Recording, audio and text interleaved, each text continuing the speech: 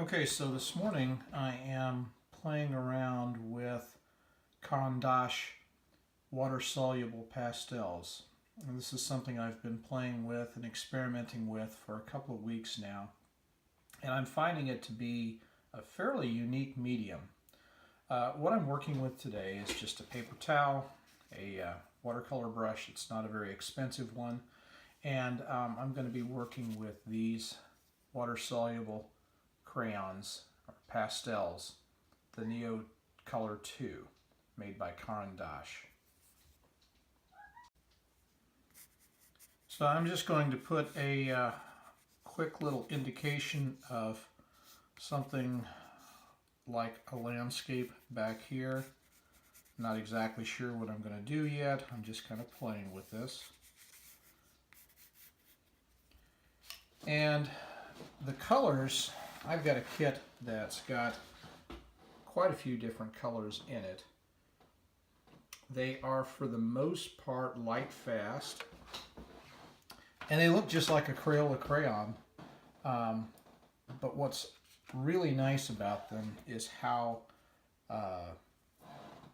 creamy the consistency is. So I'm going to take a couple of these, and I'm just going to work fairly lightly here.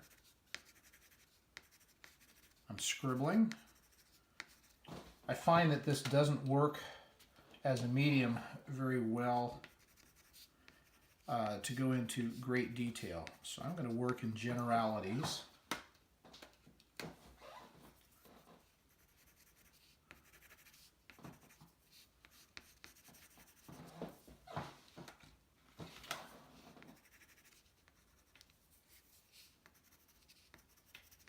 Bear with me while I get some color down here. I'm going to work fairly quickly.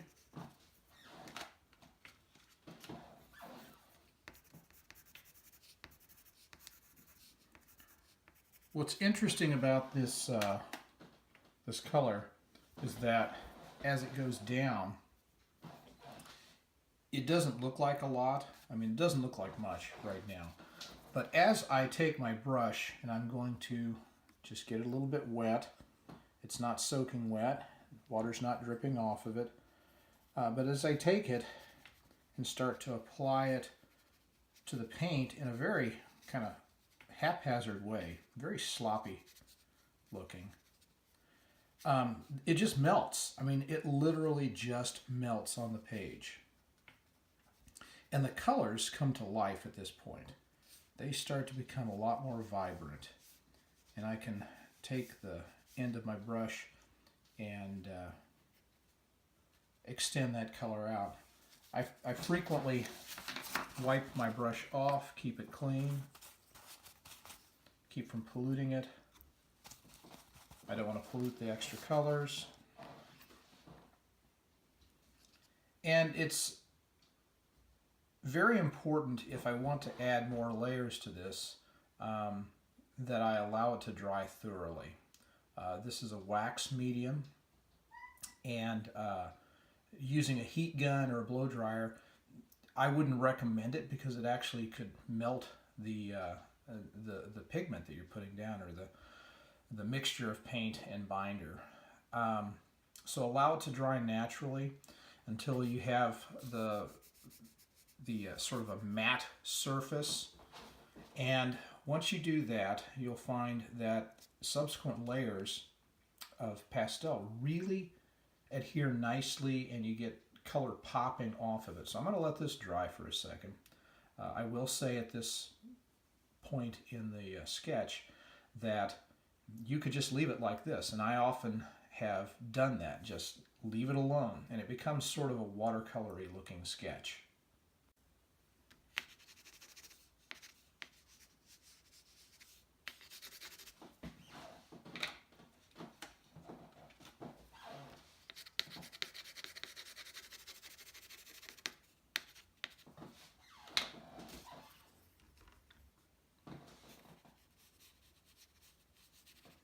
Now a little bit about the paper I'm working on. I'm just working on a piece of leftover mat board.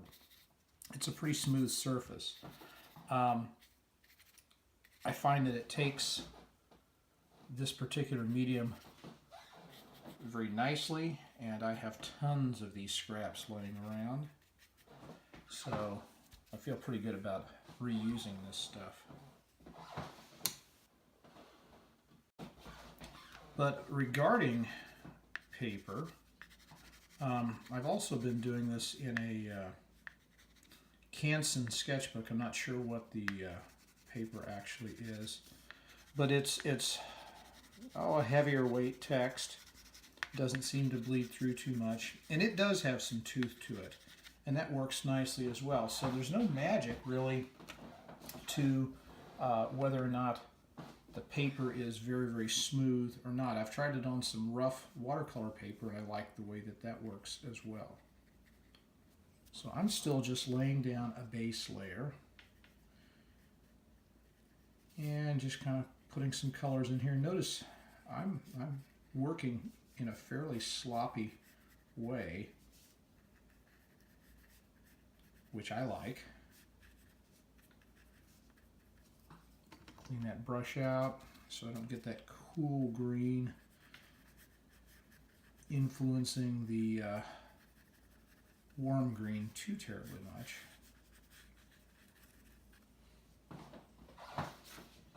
Okay, so I'm going to have to let this dry now. I may come in and touch up a few other things before the next layer, but right now I've kept it fairly light.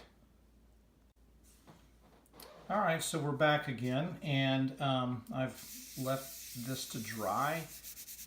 It's cool to the touch, and there's a slight matte to it where the color is at. But it's not smearing, there's no water pooling left on here in the paper. Feels dry to the touch everywhere, and I'm just testing it to make sure. For subsequent layers, like I said, I could leave this like this and it creates a nice sketchy look. But if I want to start to add a little more depth to it, what I can do at this point in time is I can come back over and start to work back into the drawing. I'm working very lightly. I'm not pressing down very hard at all. I've tried to press down and be very opaque with these colors, and it does do that. You can accomplish that. I don't particularly like it myself. I like having sort of this scribbly nature to the drawing. I also like how you can start to introduce other colors on top just by gently working back and forth over it. I tend to work in sort of circular motions as I add my additional layers of color.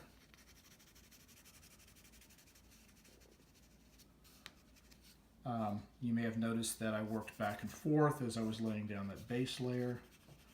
I don't want to have everything get too boring by looking exactly the same throughout.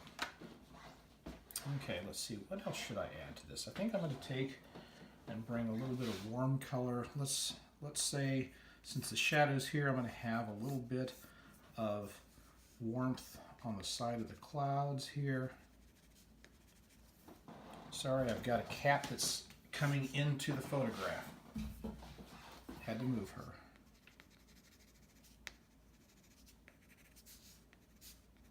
So let's bring some of that coolness in here, and perhaps we will have just a touch of shadow on the opposite side.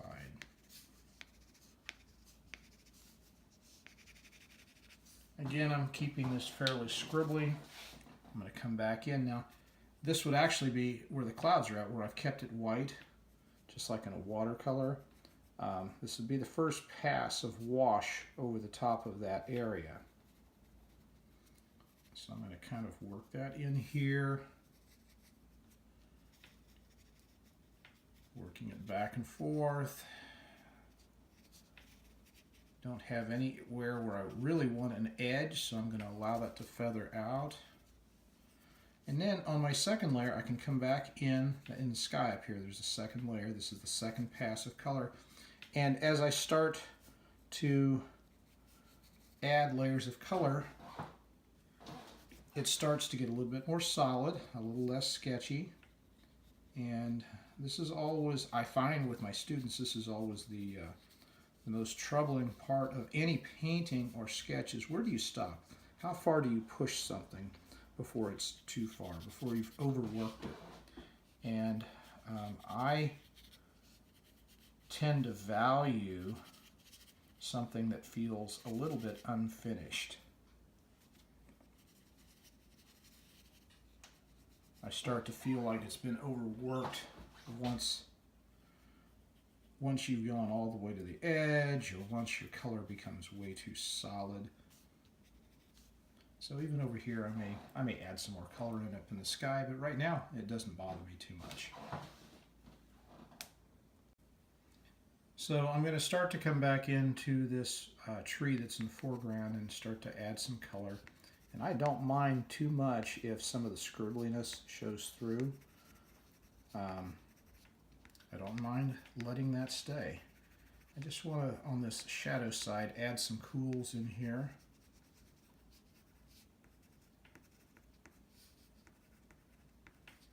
Now I can maybe even press a little bit harder in places and make those marks really stand out.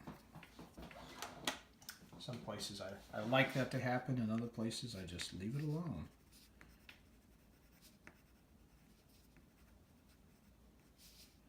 Bring some of that down there.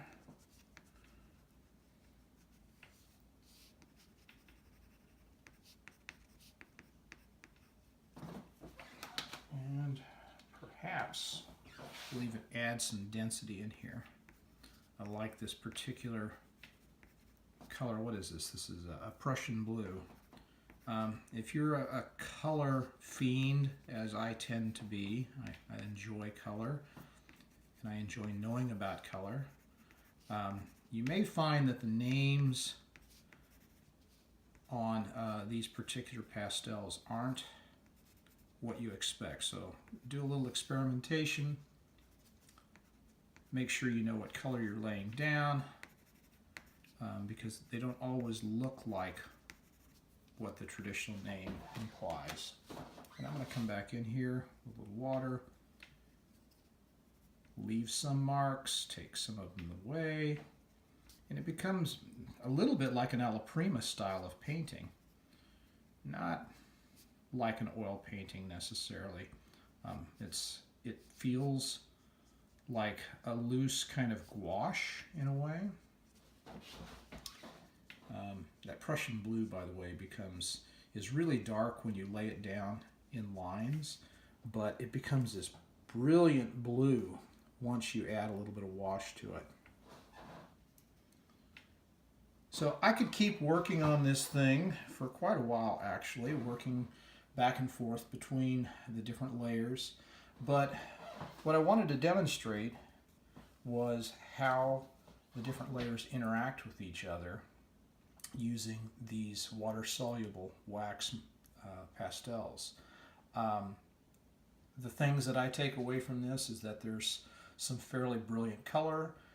You can work in a very sketchy style. You don't lay very much color down at all in order for it to be a successful drawing.